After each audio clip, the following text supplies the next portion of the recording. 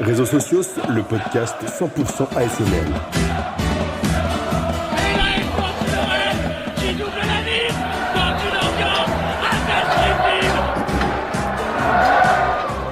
Bienvenue sur Radio Fadjet pour notre émission Réseaux sociaux, l'émission qui parle de l'histoire et de l'AS Nancy-Lorraine sur un angle différent de ce que vous avez l'habitude d'entendre. C'est ce qui fait la richesse de cette émission, et cette émission riche, je vais la vivre aujourd'hui avec Steve. Salut Steve. Bonjour. Et bien évidemment Eric. Bonjour. Aujourd'hui, on va parler d'un sujet qui irrite tous les supporters de France et de Navarre, mais particulièrement ceux de l'AS Nancy-Lorraine. Un thème qui fait des histoires de comptoir, qui fait des histoires de repas de famille. Nous allons parler des injustices dont la SNL a été victime à travers le temps. Alors, on a en tête des dizaines de situations que nous avons trouvées injustes, à commencer par des erreurs d'arbitrage nombreuses et nombreuses. Mais ce qui est drôle, c'est qu'elles ne sont pas forcément les mêmes d'un supporter à l'autre. Il est impossible de dresser une liste complète de toutes ces injustices, qui serait d'ailleurs beaucoup trop déprimant, et nous allons aujourd'hui nous contenter d'en exposer quelques-unes. Certaines particulièrement lourdes de conséquences, et d'autres beaucoup moins. C'est un choix que nous avons fait de manière arbitraire, puisque voilà, chacun aurait pu trouver d'autres injustices à donner, mais on va vous parler de celles qui, pour nous, sont les plus marquantes. Nous commençons par une affaire qui a beaucoup fait parler dans le milieu du football français en mai 1974, retour en arrière, puisqu'il s'agit de la fameuse affaire des bonus. Moi je vais vous parler de l'affaire des bonus. Alors, lorsque Claude Cuny a eu la riche idée de relancer le football professionnel à Nancy, il n'a pas pu s'appuyer sur des fonds de pension, sur des riches millionnaires. De l'argent, il en faut cependant, et Claude Cuny a été assez malin pour en trouver en se tournant vers les supporters. Mais l'argent ne fait pas tout, surtout dans le football de la fin des années 60. Il faut aussi des idées riches pour faire bouillir le stade. Parmi ces idées qui sont concrétisées, nous retrouvons le fameux bonus. Mais qu'est-ce que c'est ce fameux bonus ? Pour essayer de rendre les rencontres de championnat plus attractifs et attirer plus de monde au stade, le président fondateur de Nancy apporte sa contribution au débat en proposant de bonifier le jeu offensif. Claude Cuny se base sur la partie de saison 58-59 en Division 2, où le point de bonus était donné à chaque équipe marquant plus de 3 buts par match.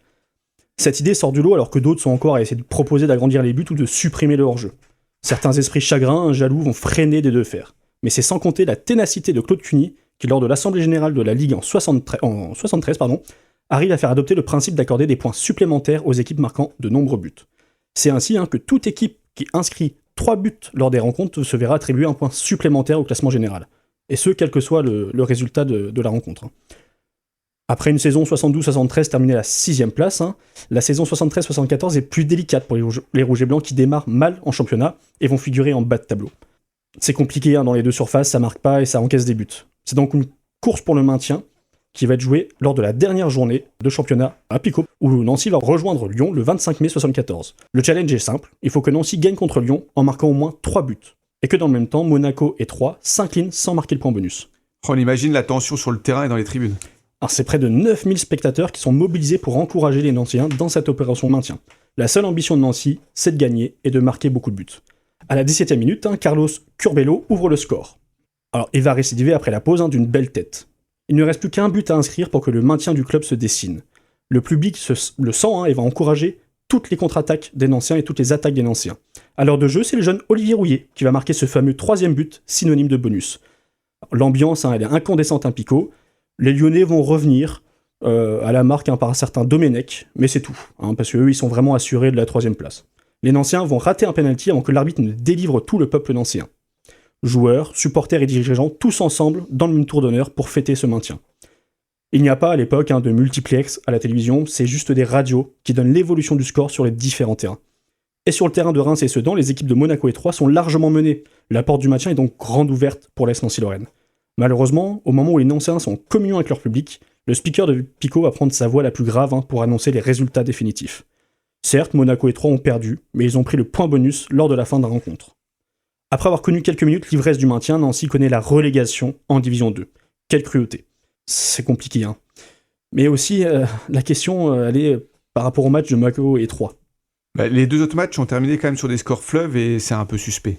Le match de Sedan et Troyes, il s'est achevé sur le score de 4-3. Mais c'est surtout le match Reims-Monaco qui va poser la question.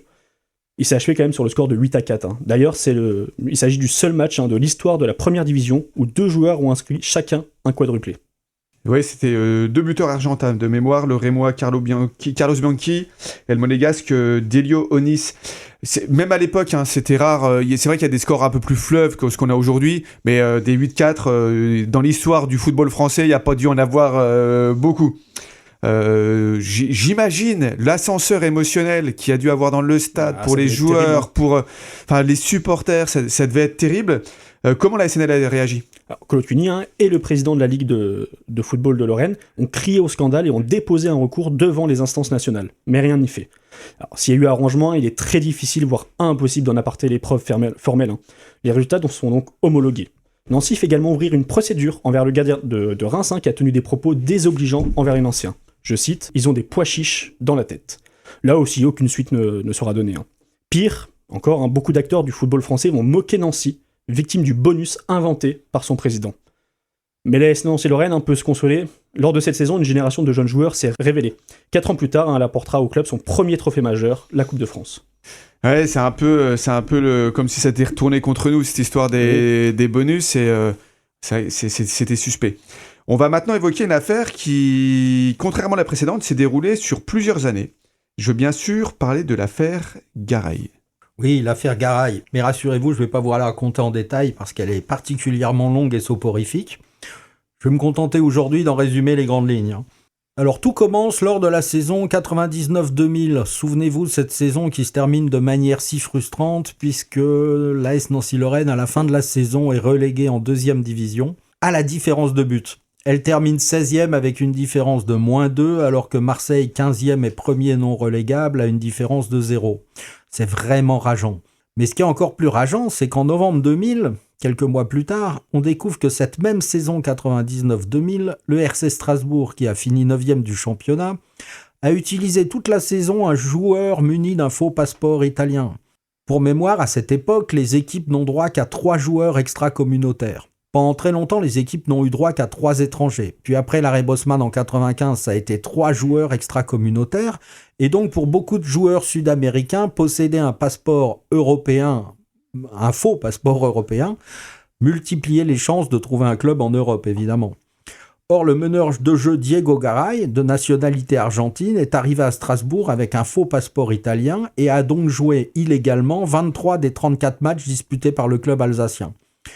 Le RC Strasbourg prétend ne pas être au courant de la supercherie, qu'il n'était pas au courant du fait que le passeport italien de son joueur était faux, mais cela n'en reste pas moins très problématique. Ça a quand même, d'une certaine façon, faussé le championnat, d'autant que Diego Garay a participé à la victoire strasbourgeoise à Pico le 8 avril 2000.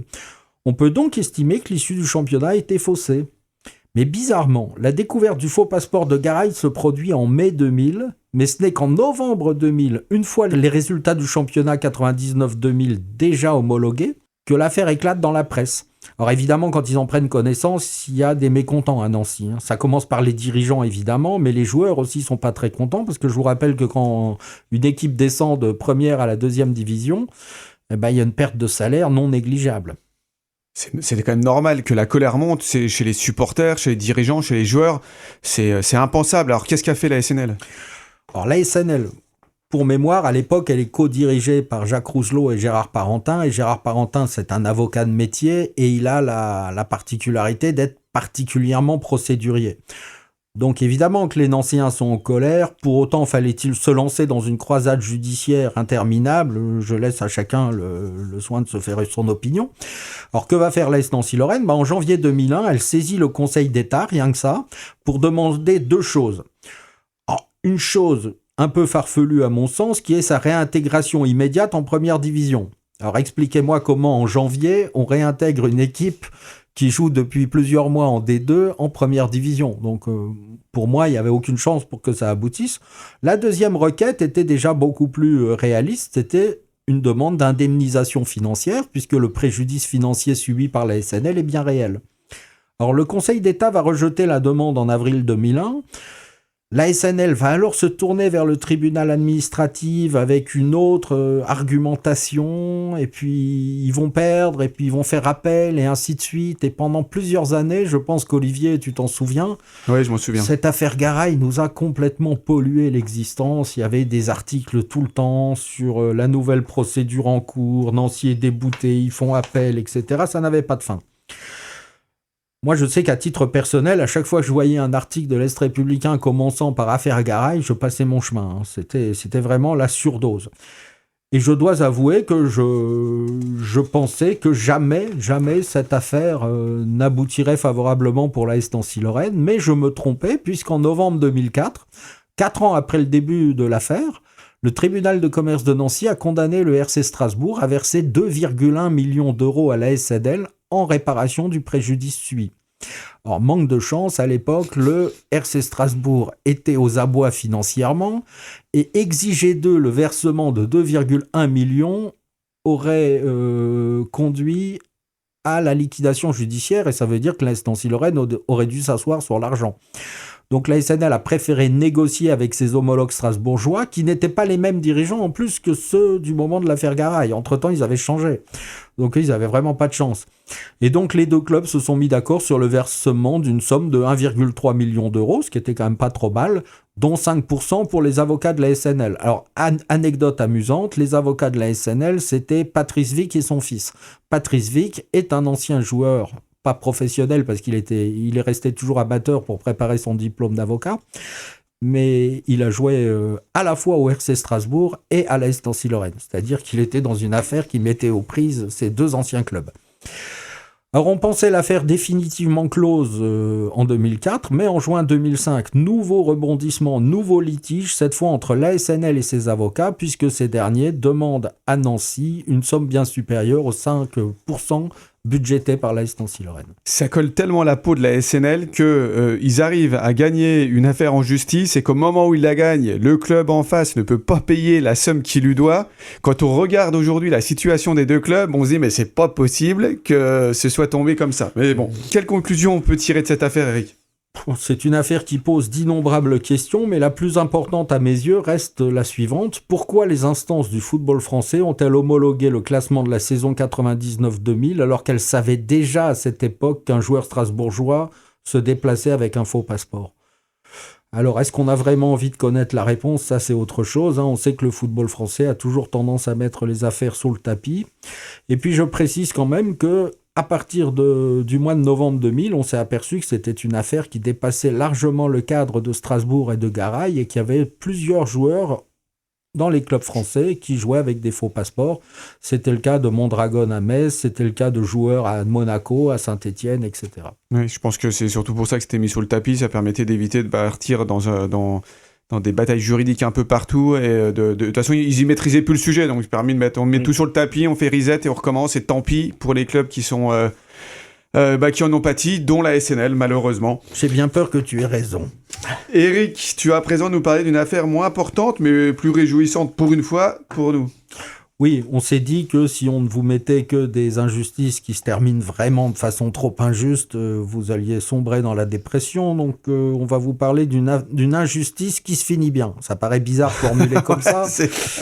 Mais vous allez voir, elle se situe en 2002-2003. Alors souvenez-vous, la saison 2002-2003, elle commence comme un véritable cauchemar. À l'automne, l'AS Nancy-Lorraine est dernière de Ligue 2. C'est la première saison où on dit Ligue 2 et non plus Division 2.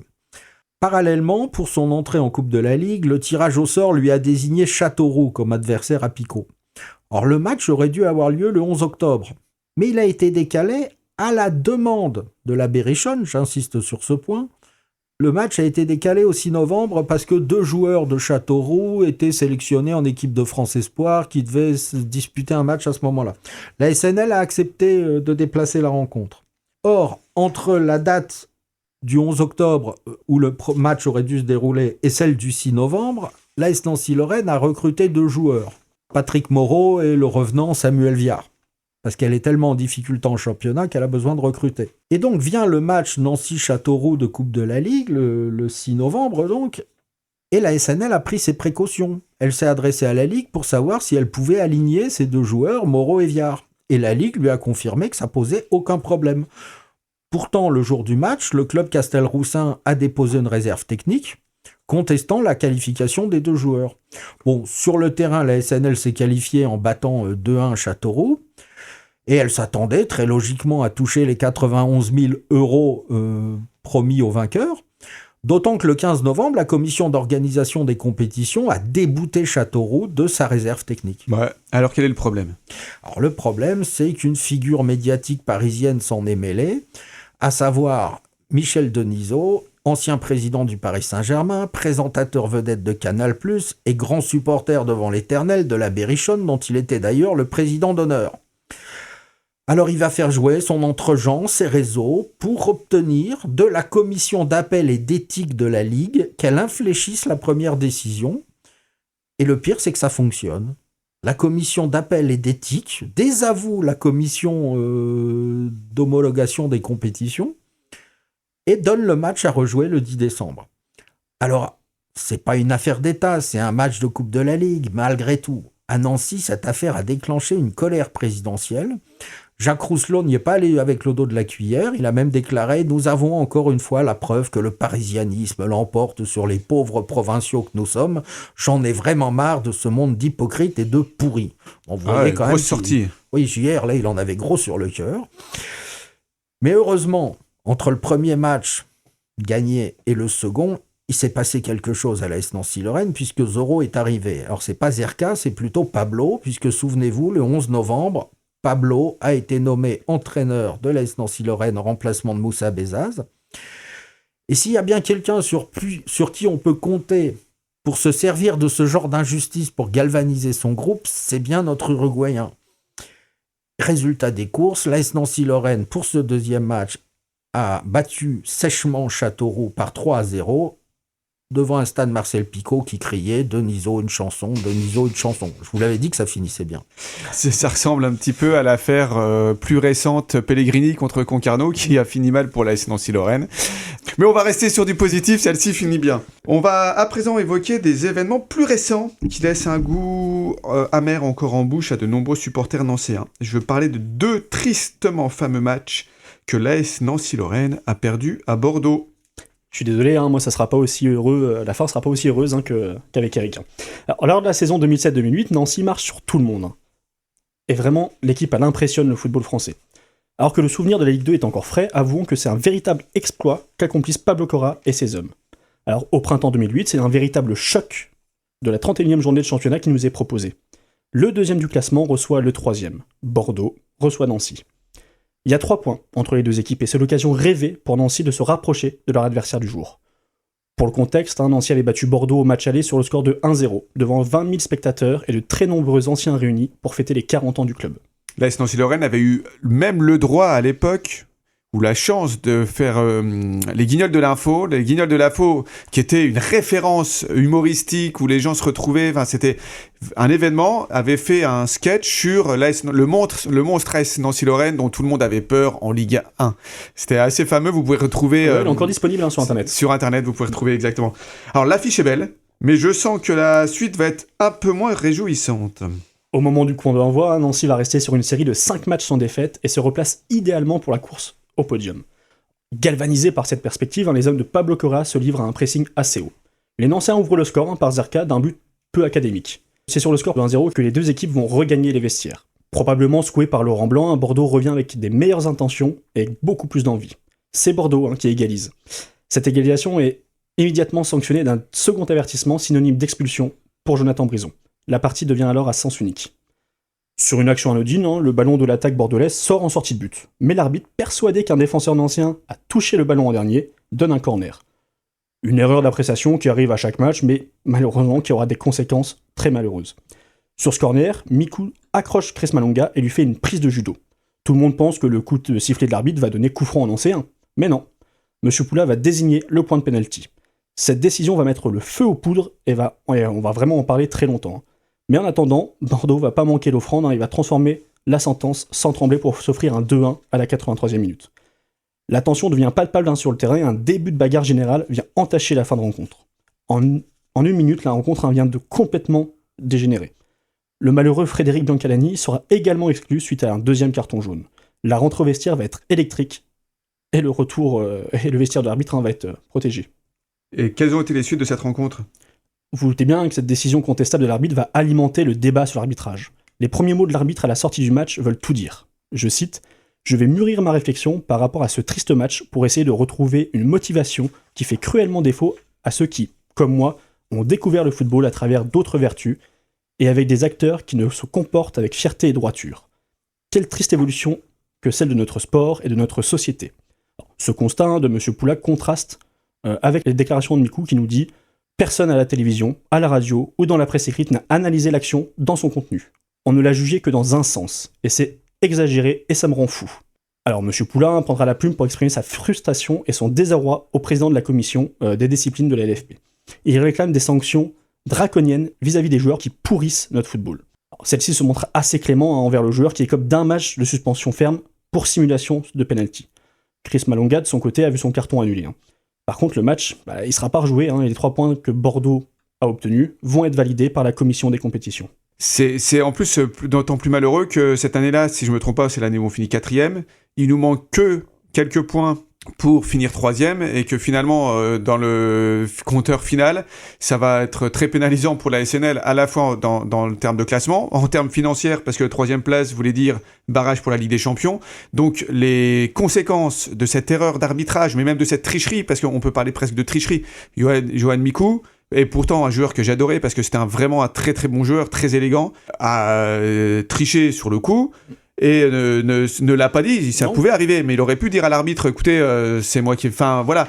Et encore pire, il fait pas amende honorable derrière, c'est-à-dire que derrière, il va même dire, en gros, tout le monde entier se trompe sur l'action, alors que c'est flagrant, il y a la télévision, etc. Et le plus rageant encore aujourd'hui, c'est que Johan Mikou, on va en reparler, est devenu petit à petit dans les médias, il est sur l'équipe 21, et donne des leçons de morale à tout le monde sur le fair play, sur la conduite à tenir, etc. C'est incroyable. Ce joueur, sur cette action-là et ce moment-là, a complètement... c'est déjanté de voir qu'il donne aujourd'hui des leçons de morale et que... je sais pas, après, il aurait pu très bien dire, voilà... sur le coup, je voulais absolument gagner, je l'ai fait, je m'en excuse auprès des supporters de Nancy, auprès des joueurs de Nancy, et puis voilà, pour avoir... Ça s'est déjà fait dans le monde du football. Non, lui, il continue à donner des leçons à tout le monde aujourd'hui. C'est pas le seul consultant sur les talk-shows sportifs qui prend le contre-pied de ce qu'il faisait quand il était joueur.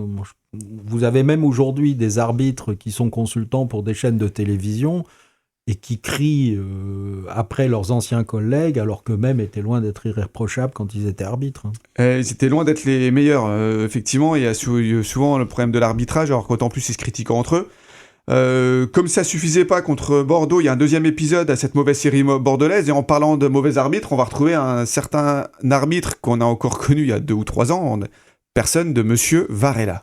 Alors oui, alors que la cicatrice de l'épisode Mikou n'est pas encore refermée, Nancy retourne à Bordeaux pour le compte de la 13e journée de championnat de la saison 2010-2011. Et comble d'ironie, ce soir-là, le fameux joueur Mikou, qu'on parlait juste avant, il est consultant de la chaîne Foot Plus pour cette rencontre. Alors que les Girondins pouvaient craindre une compensation ou une extrême gentillesse du corps arbitral, on va encore assister à une scène assez surréaliste. Pour remettre dans son contexte, ce début de saison est plus délicat pour Nancy, et après 12 journées, les Rouges et Blancs se retrouvent juste au-dessus de la ligne de flottaison. Vous me direz, les 2 équipes sont mal classées. Alors cette rencontre n'est vraiment pas un choc, contrairement à la rencontre évoquée précédemment. C'est les Bordelais qui vont marquer sur corner, en première. Nancy va vraiment montrer un deuxième visage, un visage différent, depuis le retour des vestiaires, et va égaliser à 10 minutes de la fin, grâce à un but de... Vous vous en souvenez ? Allo et Foulou. Tout à fait. T'es bon, Eric. Alors, revenus de nulle part, les hommes de Pablo Correa vont subir un coup du sort dans les arrêts de jeu. Alors, sur un coup franc plongeant de Bordeaux, le ballon touche le poteau, avant de revenir sous Gouffran qui bute sur Gregorini. À la surprise générale et sans doute trompé par l'attitude de Wenday, qui a secoué les filets de but, l'arbitre valide le but sous les vives contestations d'anciennes. Celles-ci sont vaines, et Bordeaux remporte une nouvelle fois la victoire face à l'AS Nancy-Lorraine. Une nouvelle fois avec l'aide d'une erreur énorme d'arbitrage. Mais malheureusement, la réserve technique de l'AS Nancy-Lorraine posée dans les règles ne donnera évidemment lieu à aucune suite. Après le visionnage des images, Monsieur Varela ne pouvait que dire, je cite, « C'est une mauvaise décision. On est malheureux pour Nancy et pour nous. J'étais persuadé que Wendell avait fait une main dans la surface, avait fait une main et une fois le ballon rentré. C'est ce qu'on m'a dit à mon assistant à l'oreillette. Ce zonge de touche, oui, on va rajouter. En tant qu'assistant, ma première mission consiste à surveiller la ligne de but de hors-jeu. Quand le ballon rebondit sur la main de Wendell, je ne me suis pas aligné sur le but. J'ai une hésitation. Je me rejoue le film dans la tête. La difficulté et les images le confirment, c'est la succession de situations dangereuses. Un autre arbitre, de l'autre côté, pas concerné sur le hors-jeu, comme c'est le cas en Ligue Europa, nous aurait aidés. On est parti pour une très mauvaise nuit et semaine. Alors, les Nancéens se sont fait voler par une énième décision arbitrale. Certains observateurs ont appelé à rejouer le match en s'appuyant sur le fait que l'entraîneur Arsène Wenger l'avait accepté, lui, en Coupe de la Ligue anglaise. Après, la qualification de son équipe sur un but inexistant. Malheureusement, les dirigeants girondins vont pas être aussi fair-play. Alors, quand on parle de cet arbitre en Ligue Europa, c'est qu'à un moment donné, quand Michel Platini était à la tête de l'UEFA, ils avaient fait un test avec l'arbitrage à 5 arbitres, où il y avait les 3 arbitres habituels, et il y avait 2 arbitres de surface, chacune derrière les lignes de but. Et les arbitres de surface étaient là pour vérifier que la balle rentre bien dans le but, mais vérifier également les scènes litigieuses dans la surface de réparation, sur les corners, pénalty, etc. Et c'est pour ça qu'il fait référence. Et c'est vrai que pour eux, quand on recontextualise, la succession d'erreurs, c'est-à-dire que non seulement le ballon est loin de rentrer dans le but, il y a même pas, on se demande même pas s'il est rentré entièrement ou pas. C'est là, le ballon n'est jamais allé sur la ligne, il est bien devant la ligne. En plus de la main, avec un joueur qui touche le filet, fait trembler le filet et on signale but. Et encore une fois, c'est en défaveur de l'AS Nancy-Lorraine. Et encore une fois, alors j'ai rien contre cette équipe de Bordeaux, mais le fair play girondin, on va peut-être pas le mettre tout en haut des belles choses du football français. Qu'est-ce que tu en penses, Eric ? Oui, pour tout vous dire, je pense que d'autres socios, d'autres clubs pourraient faire des émissions sur des injustices subies par leur club, et il y aurait sûrement Nancy dans la sauce. Donc, je crois mais bon, là, c'était particulièrement flagrant. Mais je vous rappelle quand même que en 1966, en finale de la Coupe du Monde, l'Angleterre gagne la Coupe du Monde sur un but qui n'a sans doute jamais franchi la ligne.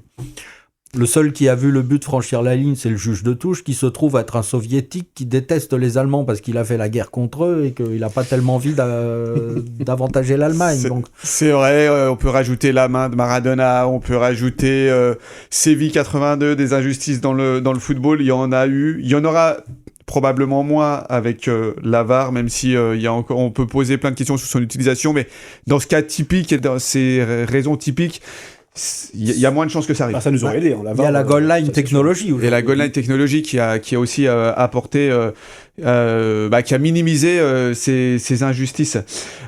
Évidemment, on n'a rien contre les Girondins de Bordeaux. Dernière petite anecdote, si vous vous souvenez de la dernière année où on fait en Ligue 1, alors ça, des buts sur hors-jeu, il y en a eu plein, etc. Mais cette année-là, notamment, on fait match nul à Bordeaux et c'est Ménez de mémoire on fait 1-1, qui marque le premier but girondin. Enfin, le but girondin, on égalise derrière et sur un hors-jeu flagrant, mais qui se voit à milieu. Et malheureusement, ils ont marqué sur un hors-jeu qui nous a encore cette année-là privé de 1 ou 2 points qui nous auraient permis de nous maintenir. On a compris, tu n'iras pas passer tes vacances à Bordeaux. Avec un maillot de la SNL sur le dos, pourquoi pas.